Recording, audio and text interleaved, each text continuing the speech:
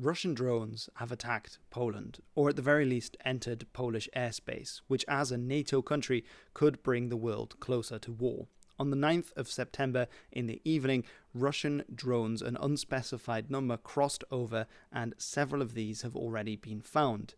While no casualties were reported, damage has been done in several places, and more of these drones are continuing to be identified in various parts of the country. The number exactly is not known. Initially, it was thought there were around 14.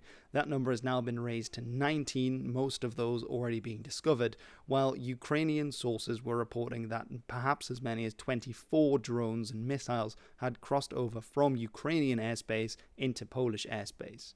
To paraphrase what several politicians are saying, one drone could be a mistake. Multiple drones is starting to take the piss. Ukraine in particular was the target of a huge attack by drones and missiles, one that comes in a whole row of Russian attacks that have been targeting western Ukrainian cities.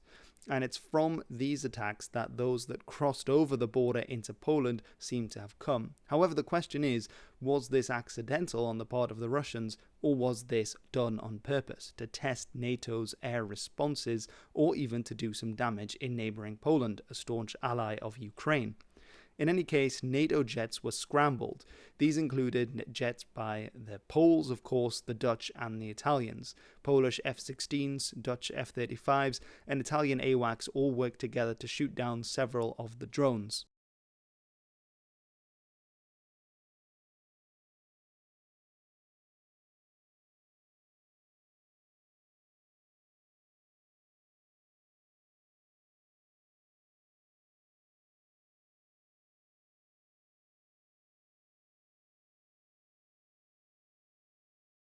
Ukrainian assistance was also important in identifying and locating where many of these drones were coming from, given that they had come in from Ukrainian airspace.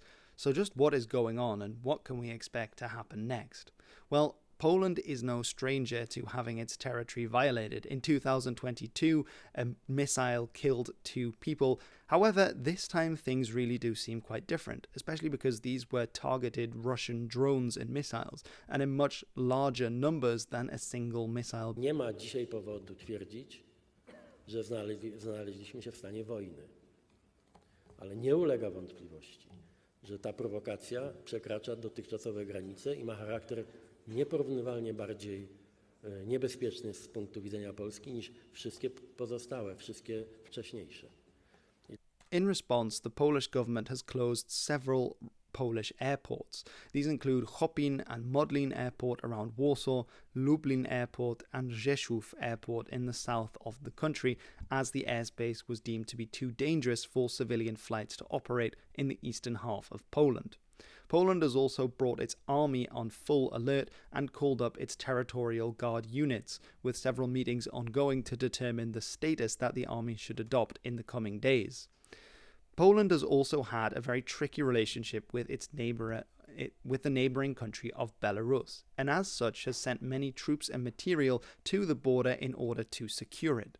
This comes after the Belarusian government have continuously sought to agitate Poland, partly by sending many migrants through the border and causing chaos in that way, as well as being a staging post for the Russian invasion of Ukraine, and the Poles may now fear that Belarus will be used in a similar way for perhaps an invasion of Poland to come if these were probing attacks. Of course, as a NATO member, Poland can also escalate this beyond its own armed forces. Poland has been a partner of NATO since 1996 and a fully fledged member since 1999. Of course, Poland has good reason to want to be in a larger defensive alliance given its geopolitical situation. Part of the reason why NATO was established was the 1939 invasion of Poland by both the Germans, but importantly also by the Russians, by the Soviets coming in from the east, who took over half of the country. This of course left Poland in a terrible situation and showed the importance of its allies and having allies who would have its back against its enemies. So Poland is, as a result of the attacks last night, Poland has triggered NATO's Article 4. Now, people often confuse this article with Article 5, which is the most famous NATO article, but these are actually different. Article 5 is all about what happens when one nation is attacked. So it reads, the parties agree that an armed attack against one or more of them in Europe or North America shall be considered an attack against them all, and consequently they agree that if such an armed attack occurs, each of them, in exercise of the right of individual or collective self-defense recognized by Article 51 of the Charter of the United Nations, will assist the party or parties so attacked by taking forthwith, individually and in concert with the other parties, such action as it deems necessary, including the use of armed force to restore and maintain the security of the North Atlantic area.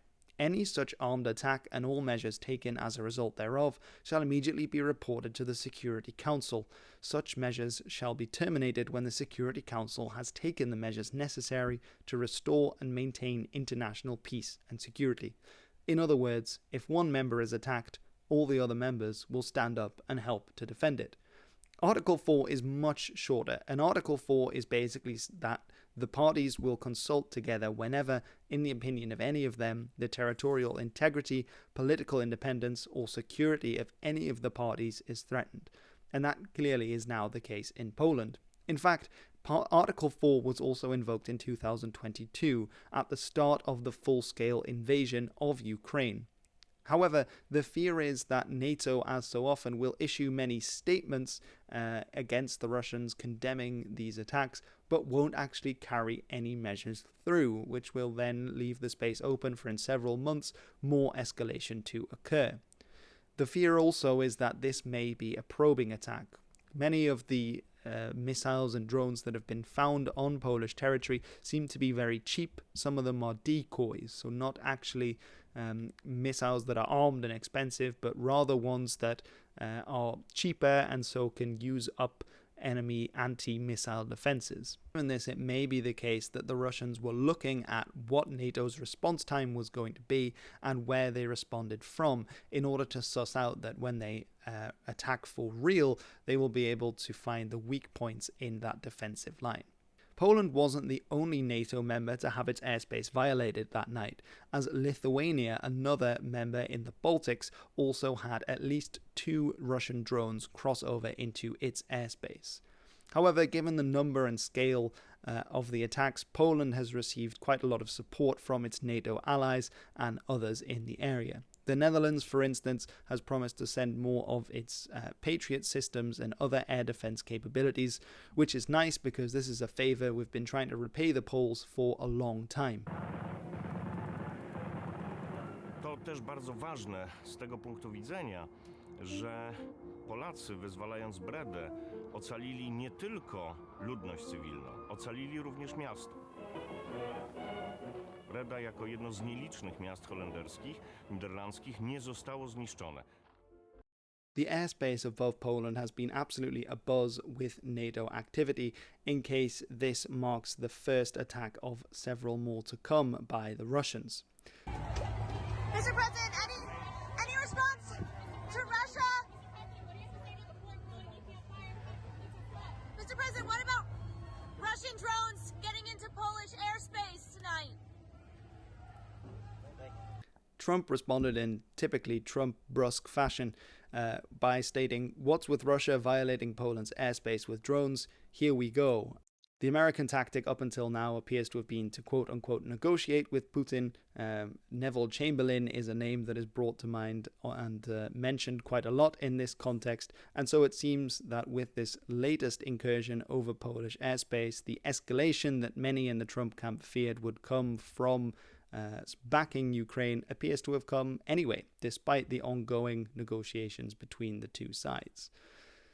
For what it's worth, Russia itself has not exactly denied and not exactly confirmed its activities in Poland, stating that they had no intentions to engage any targets on the territory of Poland, just as they stated they had no intentions to invade Ukraine before they invaded Ukraine, and then also to cast aspersions about whether these were Russian drones. However, given the Iranian make of the drones, the fact that they came from a Russian drone swarm that was attacking Ukraine, and the fact that Russian drones, the Russians have been threatening Poland in just the last few days, it sort of makes it hard to to think that this wasn't a Russian drone rather than, let's say, the Czechs deciding to have a wild one. Many of the drones that have been found, as I mentioned, seem to have been some kind of decoys. Others were real and did do real damage, but thankfully no one was hurt. Of course, many people were killed in Ukraine at the same time, given the large-scale drone attacks that continue to go on there. The cheap nature of some of these drones, though, might make it the case that these were jammed and that they then malfunctioned and then flew too far over into Polish territory. This has been suggested by several experts who have been analyzing the situation.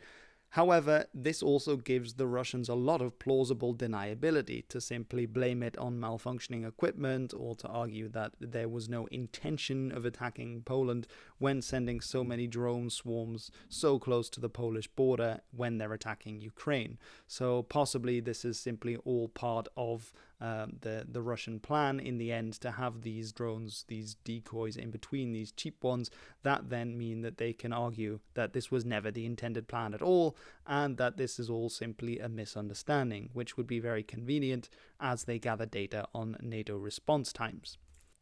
One possible NATO response to this attack could be to establish a no-fly zone several kilometers into the Ukrainian border.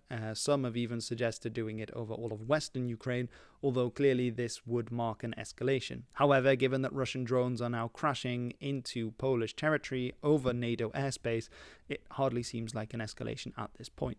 But let me know in the comments below, where do you think this situation is going? Could this lead to full-scale war? Or is it more likely that we will get many more statements, strong words issued without much action happening, bar a few more troops, planes, etc. being sent to Poland to shore up that side of the NATO flank? Several countries have already said that they're going to be sending aircraft. I know that the British were considering it. Sweden was already in talks. I believe the United States was already moving several of its fighters and other planes from the continental United States over to Europe in preparation. So we will see what happens in this scenario. Anyway, thank you very much for watching. I've been Hilbert, and this